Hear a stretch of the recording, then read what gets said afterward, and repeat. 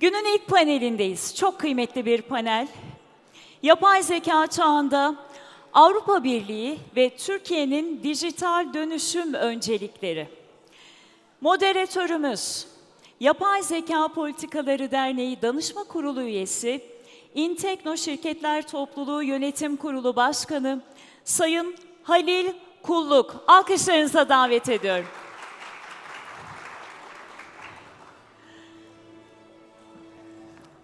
Hoş geldiniz efendim bir kez daha.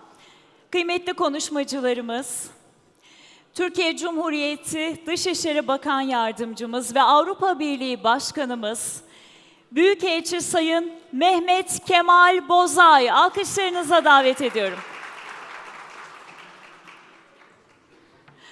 Hoş geldiniz efendim. Değerli konuklarımız, bir sonraki konuşmacımız online ortamdan katılım sağlayacak Avrupa Komisyonu Kıdemli Danışmanı Sayın Paul Nemitz.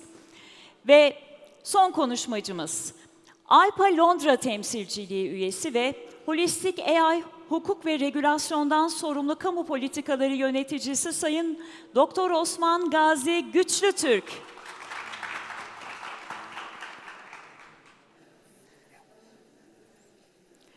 Hoş geldiniz. Bu arada Sayın Paul Nemitz de online platformdan ekranımızda bizlerle birlikte. Sayın Halil Kulluk, söz sizde. Buyurunuz efendim. Teşekkür ederim efendim.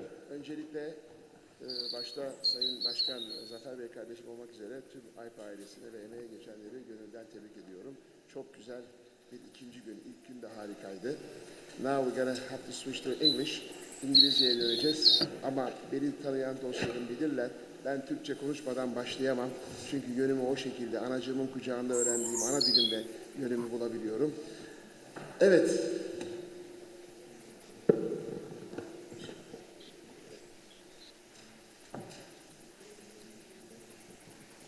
Akıldan daha akıllı, ruhtan daha ruhi ol demiş Mevlana. Mevlana'mız.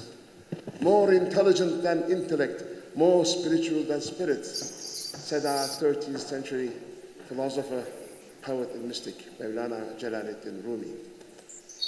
We are in such a world that every day we are learning, and tomorrow will be a new world. In fact, next hour will be a new hour, with new knowledge, with new things happening.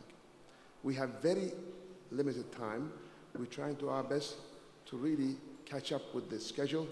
So without further ado, by the way, Sayın Büyükelçim, Your Excellency, Sayın Bakan Yardımcım, Mehmet Bey, our dear friend Paul has a small request from you. He passed his special regards to you, personal regards. I understand you go back many years. He has a real time limitation. With your permission, would like to let him go first. Would you mind? Of course, we agree on everything with Paul. We have only one problem. He beats me when we play tennis. This is the only problem. But now, the floor is his. Okay, Paul, the floor is yours, please. Please go ahead. Thank you. Mehmet, nice to see you again. And very happy to say a few words. Of course, in the European Union, we look to Turkey for many developments. For us, it's very important that Turkey is doing well economically, technologically, and also politically. And in this context, the good development of AI and investments in AI in Turkey are important for us. We see that Turkey has some very strong developments in technology, including in the defense industry. And we look forward to welcoming more companies from Turkey also providing AI services in the European Union. By the way, also in the agricultural sector.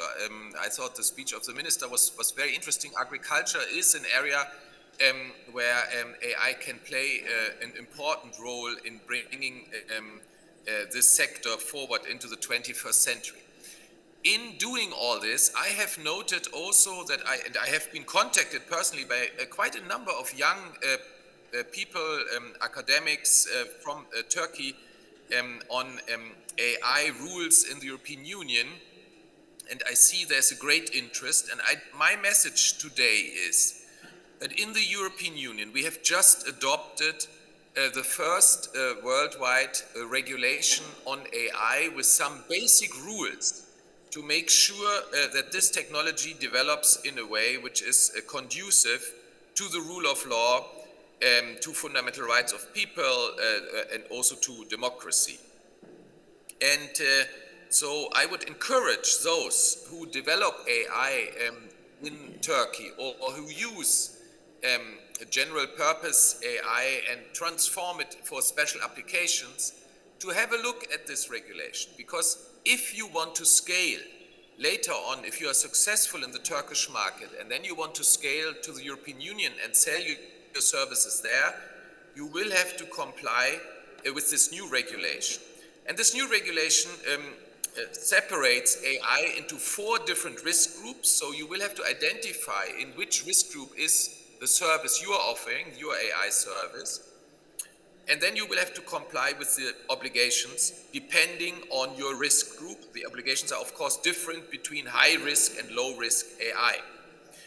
And let me say very clearly, you don't need to worry about this also if your services fall into the high risk area, for example, in the area of medical AI or AI for education or AI for recruitment or AI for the police or the judiciary or issues related to migration management.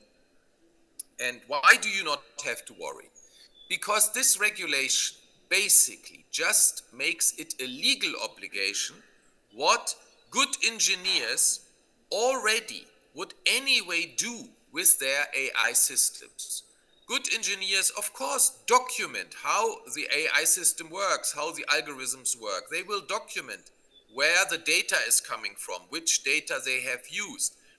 They will make sure that the performance of the AI system is robust, meaning it does what it is supposed to do. And of course, they will be interested to follow the development of their AI system in the market to see whether it really meets expectations. In the same way, like a pharmaceutical company follows its medicine in the market to see whether it does harm, and maybe people die when they take the pill, then you withdraw the pill. In the same way, you will have to follow your AI in the market and make sure it performs well, and if it doesn't, you have an interest, of course, to withdraw it. So the obligations are really nothing dramatic, but it's good to get used to this framework early on and to seek compliance with these new rules, I would say already in the engineering design stage. So it is really for me a great pleasure to stay in touch with you. It's not the first time I'm at this conference. I'm also very encouraged by the fact that quite a number of academics and also business consultants from Turkey have contacted me, and we have discussed these new rules. In the new mandate of the European Commission, which will take office probably in autumn, we soon have the elections of the European Parliament and there will be a new Commission. We will probably also move forward with new rules on AI civil liability. So new rules on burden of proof, for example, if AI has done damage, who has to prove what and how things went wrong. But this remains to be seen. Normally, civil law harmonization in the European Union takes a longer time. So I just wanted to let you know that this is also going to come. But again, not to worry. Every businessman knows that if his or her technology do harm, they have a certain liability, and this is something you can insure against. So thank you very much, Halil and Mehmet, for inviting me. It was a great pleasure to see you again. And unfortunately, I have to leave to another meeting, and I wish you good discussions and a good conference. Thank you. Well, thank you for that great introduction.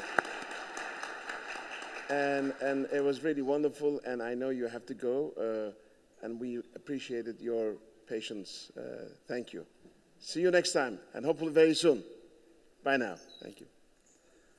Okay. We decided that we are going to conduct this panel in English, so I will continue in English with your permission. But again, I will start Sayın Bakan Yardımcım, Sayın Büyükelçim, Mehmet Bey. The floor is yours. And very briefly, we had only one round with Paul because he had to go, but we can have 2 rounds. So maybe for about 5-6 minutes you can have your initial thoughts, and I'll pass the stage over to our dear Osman Hocamız, and then we'll go for the second round. Is that okay? That's We'll fine. move it. Thank you. Please. Thank you, distinguished friend, dear moderator, Halil Bey. Thank you very much. I would like to also thank to the IPA board, and of course the president of the board, Zafer Küçük-Şabanoğlu, giving me this opportunity to be here with you. You know, I'm not an expert on AI, but it is an important component of foreign policy. And foreign policy, you know, there are some elements there, and what could it be, the main elements of the foreign policy today and in future? Usually you might think about politics, defense industry, and you might think about economy and all these things. They are all true elements. But the main thing is infrastructure. Who will have a strong and sustainable infrastructure in the coming decade will be among the most powerful countries. And this infrastructure is based on, I made it up, of course, it's not my formula to apply the famous formula E equals mc square. It is a bit related with that, and there's a matrix there. What is the matrix? Energy will be the main issue, and how to have good energy sources, how to have renewables, and how to control them will be the main issue. And from there, when we look at the mass will be, as our Minister of Agriculture mentioned, the future will be determined with your capacity on agriculture, water, and connectivity. Connectivity is not only the connectivity of communication, but connectivity of the transportation, intermodular systems, having some kind of trade routes from sea to railroads, maritime routes, railroads, and all airports. They will be the main components of the future. And C square of this is artificial intelligence, digitalization, R&D, and innovation. And without having this exponent, everything will be just staying at a level which might be overtaken by other actors, other countries. And EU also, because the title of our panel is also EU-Turkey connection in this artificial intelligence, they realized that they were getting squeezed between the US and China, and they realized they should make some reform, they should have a new narrative, they should have new regulations. And out of this understanding, now we have twin transformation. What is twin transformation? Most of us are aware of it. Green Deal and digital transformation. And digital transformation's main component is artificial intelligence. And with this twin transformation, EU would like to have a standard setter. Because when you have the rules, when you have the regulations, you have also an upper hand. So EU would like to do that, and as a candidate country, we are also trying to have the harmonization with the EU on all these areas, including AI. As I emphasized at the beginning, I'm not an expert on AI, but as a political officer, as a diplomat, I know the priority of AI, and in order to have a strong Turkey, as our minister also mentioned, in the second century of Turkish Republic, we need to work on AI because it will be the main exponential element of Turkey's future. Here, it's a pleasure to join to this special event because what I see that IPA is one of the institutions, one of the associations playing a pivotal role here. And we need more and more discussions on all these issues, and we should reflect these discussions to the field. And as AI is already part of our daily lives, and it has a lot of potential, we should work on this area in a careful way and with balanced approaches. Balanced approaches inside our country domestically, the sectors should have a balance there. If one sector has an advancement in AI, let's say agriculture, if transportation networks are not competing with this AI advancement, we can also be limping. And this is why we need to have a balanced approach. And this is valid for the global balances as well.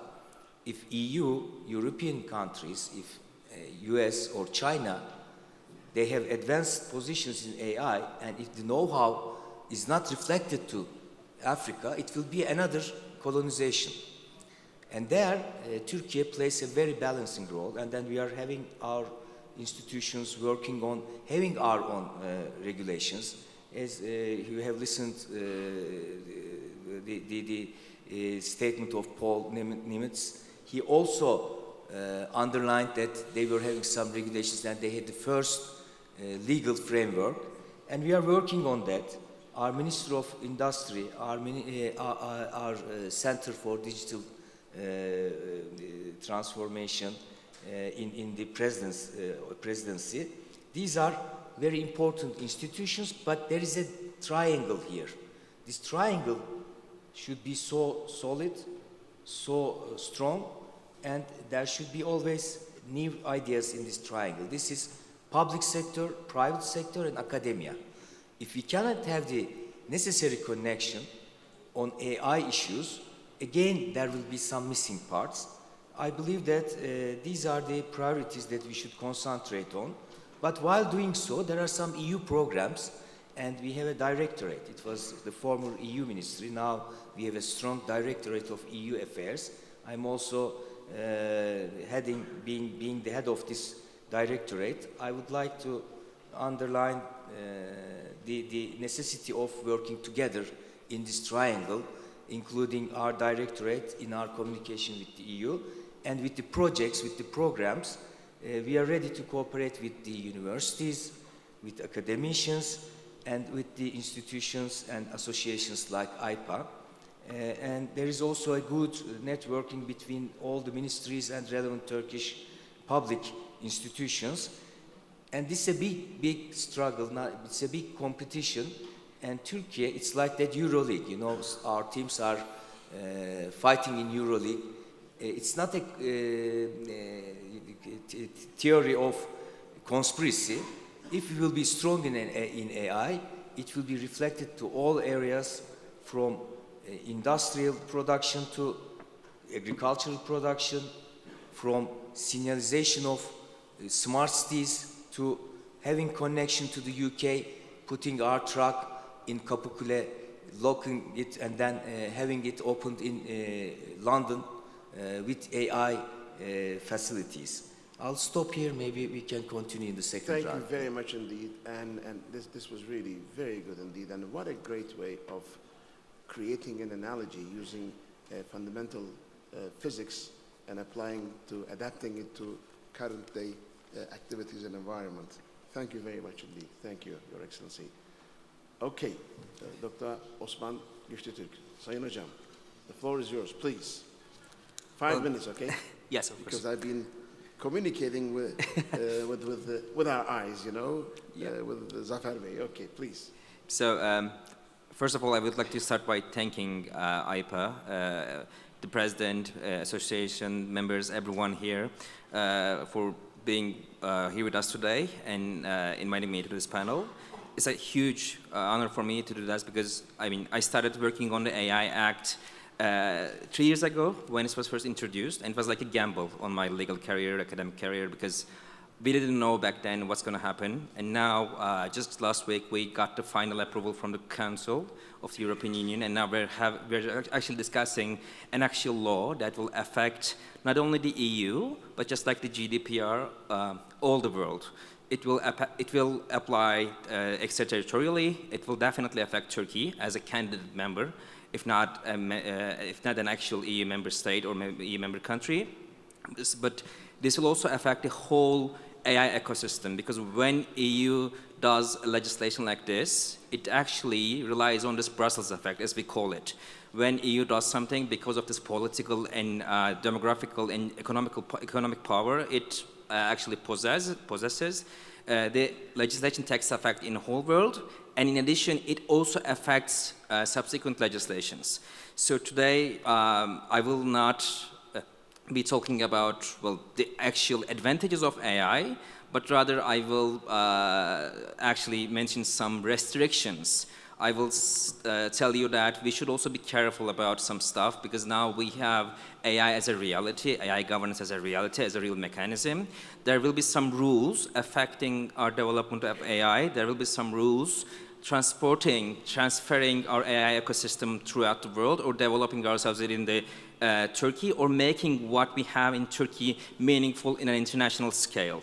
And I just want to start by saying that why are we talking about EU right now for Turkey? Well, there are two main reasons actually. First, Turkey as a candidate country to the EU has this international obligation, well, legal obligation to keep its national legislation in accordance, in compliance with European Union's acquis communautaire. And that's a very important thing, because that means that when we are actually introducing new laws and regulations, we have to take what the EU is doing. And they are doing the first binding legal framework, not first international framework, because there is also this Council of Europe framework, and Turkey is a member to the Council of Europe, and we are actually being part of this discussions of this convention. So there's another convention, there's another legal framework, but the EU Act is actually the only one, the first one, coming with legal, actual technical requirements developers, deployers, importers, distributors must take into account. So it will be effective, it will be applicable. But the more important thing is that actually without doing anything in Turkey ourselves, that legislation has its extraterritorial reach. What does it mean? If you are developing an AI system, if you are actually using an AI system, and if EU is a market for you, if you are targeting EU citizens, EU single market, EU digital single market, then it means that without actually Turkey doing something of its own, you will be subject to that regulation. And that's very important, because the legislation is now at the final stages of its ordinary legislative procedure, and when you look at that, we will probably see its publication in the official journal in upcoming weeks, maybe in 10 days, maybe closer than that, and then in 20 days from that publication, you will see entry into force. What does that mean? It will be 2 years of period during which we will see implementation of standards, rules, AI governance mechanisms, yes, so it will take some time actually for the act to be fully applicable, fully in force, but starting from 6 months, we will see prohibitions taking place. So there may be an AI system you're actually using or trying to develop, but that will be prohibited in the EU in 6 months. That's why, in addition to doing everything we're talking about since today and yesterday, so while developing, you also have to take into account that part, that rules, you have to follow that. And also, in addition to those prohibitions and in addition to these rules, there will be other convergence mechanisms through which Turkey will also be a part of it. We have the standards organizations being part of this international standardization committees, organizations. So being a technology leader, being a technical leader definitely matters. But now, in this world, in today's world where there are no actual borders, we have to be doing that in a manner that is compliant with international standards. And I can see that my time is up for this first round. I will leave it to you now. That's wonderful. Thank you so much indeed. Thank you very much. Well, we are all aware of the fact that situationally we are next to Europe. We are part of Europe. That's we agree. We have the situational awareness. But you've touched upon why Europe is important, the contextual way. So contextually, that was also very good, and I'm sure we have that contextual awareness as well. Now, we're going to go into the second round. 3 pillars. I want to just start the second round session. In the progress and development of societies, nations, we see 3 pillars, 3 important factors. That's rule of law, trust, and education-based social mobility. I'd love to hear our panelists now. I'm sure you will be interested to see how these 3 pillars will be affected within the scope of AI, especially Gen AI and AGI. Your Excellency, Sayın Büyükelçim, please. You know, I don't want to be a boring bureaucrat, but when I was in Brussels and we were having contacts with European Innovation Council, European Institute of Technology, and there were digital education action, and we carried all this information and everything to our institutions. You know, President's Digital Transformation Office was regular in Brussels. We were meeting with the EU authorities. Rule of law is very important, you're right, but this rule of law should also somehow regulate, as distinguished panelists mentioned. We should be on the same page, but it is evolving. There is not something fixed like the Roman law, because we can today build up the justice system according to the basics of the Roman law, but AI law is it's a new area and full of pitfalls, full of flaws, and we are learning. When AI steps up to another segment of our life, we see that we need another regulation. And there are some commissioners, they are the ministers of the EU. They were very tough, as they didn't know it was where it would lead. These were all uncharted waters. And this is why we should follow it very carefully, but this shouldn't also diminish the freedom of speech, freedom of other freedoms. There's a delicate balance there. And as you also mentioned about trust and other things, trust is important because when we, last year or the year before, I was reading that artificial intelligence was successful in the bar exam with 90%. But then recently, MIT researcher made a research and it was realized it was 48%. And we should be really careful. But then we took it, and the first impression is the main impression.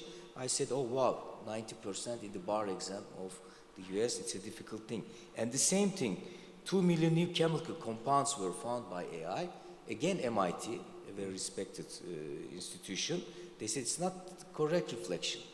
And we should have some good arrangement, a balance, a delicate balance in advancement of AI, but what is also given to us, we shouldn't take it for granted. All things are coming from AI. Second thing, our time is limited. Energy, I mentioned about energy. There is also an energy element of AI. It consumes a lot of energy. And we are trying to have a more green globe, but the energy, electricity used by AI machines are so humongous, so huge, and we should make a better calculation on that. You know, these cryptocurrency things, and also not only those machines, but all AI machines are consuming a lot of energy. And for digitalization education, I checked the data, Italy and Turkey, we have a big gap on employing the young generation, especially young girls, women. And digitalization, vocational courses on digitalization might help us to get them involved, this, you know, idle portion of the society to be in the picture by using AI, working from home, and also maybe we might have some new systems. Someone, because when I call in Brussels, I would like to get a taxi, I call the number and then someone from Sri Lanka answers to me. And you know, it means that with AI and with some digitalization and with some systems, we can use our capacity in a global way. And AI should be in the curriculum. I think already in our National Education Ministry is working on that, and there are some courses. From the basics, from the primary school, we should put AI in the picture. And there should be an awareness and also an ownership. But in a, you know, as I mentioned, I emphasized, it should be very balanced, and the delicate balance between freedoms and having regulations, having some things in order is one of the crucial components of our way of thinking about AI. Thank you very much indeed. That was very well described, and I'm sure our attendees are very much satisfied. And the digital attendees, I don't know, Zafer Bey, what is the number now? Number count, probably thousands of individuals are with us right now, yes? That's very good. Okay, Osman Hocam, now let's hear your thoughts on this. Thank you again. So I will just try to actually touch upon all those three pillars you mentioned. First of all, when we talk about rule of law, and I will probably be a boring legal person here, but I have to say that. When we talk about legal regulation or governance of AI, we usually hear the sentence that we don't have any law applicable to AI. That's completely wrong. We don't have a specifically applicable law in Turkey to AI, yes, but we have data protection law, we have the constitution, we have rules on freedom of expression, we have rules on copyright. So we already have an established, well-established legal rules and provisions and also jurisprudence applicable to AI. And when we talk about rule of law, we just take that into account. We must also know that we already have an establishment, we already have a culture, and we should actually build upon that, whatever we're going to do.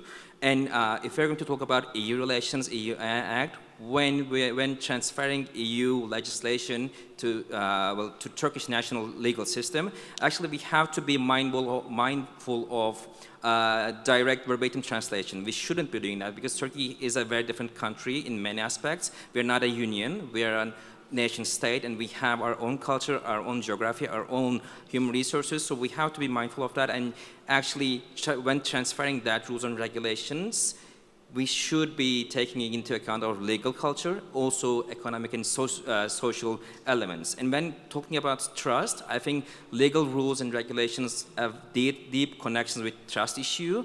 I think currently, especially the young generation, I don't know if I'm old enough to call a generation young, but I think that's happening right now. Young generation trusts too much, too heavily, too quickly to AI. And again, we should be mindful of that.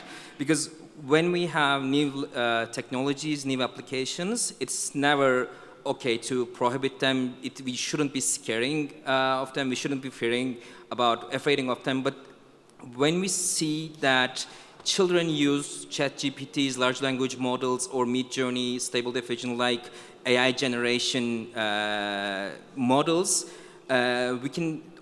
we should be mindful of that. They can be exposed to illegal, illegitimate, or more importantly, wrongful information. So they are not using encyclopedias, they are not using internet, they are not actually flexing their suspicion muscles. In a way, in a world we are actually walking into, there is only this question and answering stuff, and we have to have suspicion muscles, and we have to be really careful while treating AI systems, AI algorithms, any other models.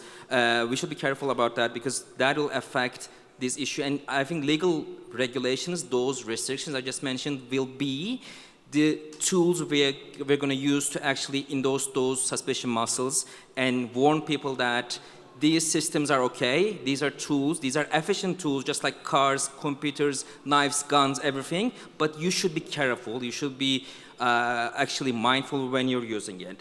And well, talking about education, I really agree that that's a very important issue. So I'm coming from academia, and I love actually getting in touch with, again, students, younger people than myself, and I can see that they have very different view of the world and AI, and it's really difficult to understand that. But let me just tell you something. There is this provision under the AI Act talking about AI literacy. And there are hundreds of pages document, or maybe thousands of pages document written about AI Act, and none of them actually mentions AI literacy except some governmental reports. We just go to the topic where actually that will create effect in the industry or have some commercial value, but we have to actually be careful of that education, because without education, none of those rules, none of those principles will matter. We all want to have an AI that is ethical, that is trustworthy, that is responsible, that respects the rule of law, yes, but you cannot just put a person to each use of AI and monitor that. You have to be educating actual users, because they will be actually self-enforcing those rules while using them. You have to educate policymakers, you have to educate lawyers, you have to educate engineers. Policymakers should know what they are actually regulating. Lawyers should know what they're actually talking about, because traditionally legal law is something very old school, and they're not, well, we are not used to understanding technical complexities. And engineers should know legal principles, ethical rules, policy-making rules, because just because you can do something doesn't mean that you should be doing it.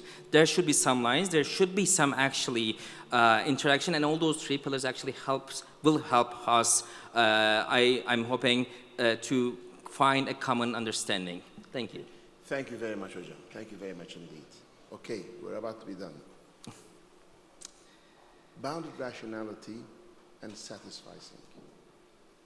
Your Excellency, Sayın Büyükelçim, speaking of MIT, I cannot refrain myself from speaking of my alma mater, Carnegie Mellon University, and about one of my professors, Professor Herb Simon. With these two concepts, bounded rationality and satisficing, he made big progress, big moves, and won the Nobel Prize in 1978. He was a wonderful man. By bounded rationality, he meant we, human beings, with our brains, we can continue learning, but we are bounded. Sınırlı zeka uygulaması sınırlı akıl. We are bounded. Up to where and when, to which level we can push the boundaries. And that brings the concept of satisficing. It's not satisfying, suffice and satisfies.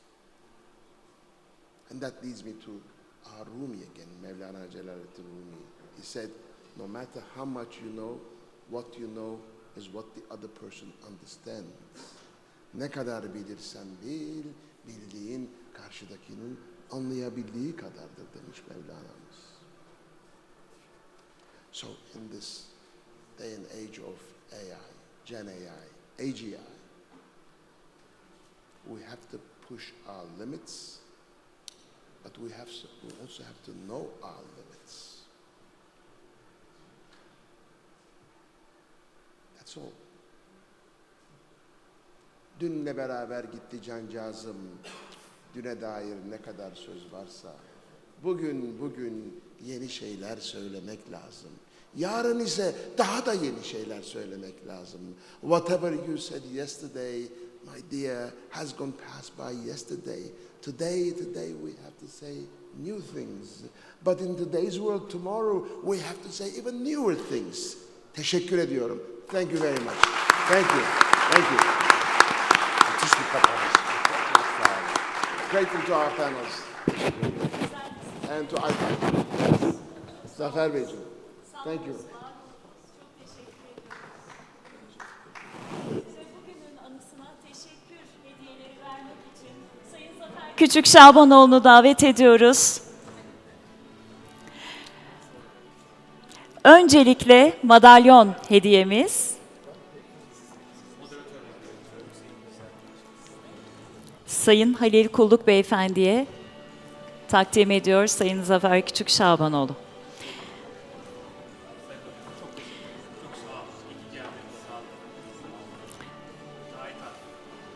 Sayın Dışişleri Bakan Yardımcımız Büyükelçi Mehmet Kemal Boza'ya teşekkür ediyoruz.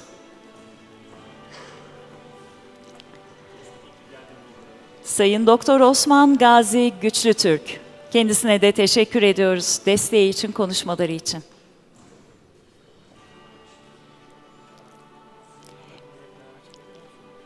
Bir de plaketimiz olacak. Tamam, sonra verelim peki.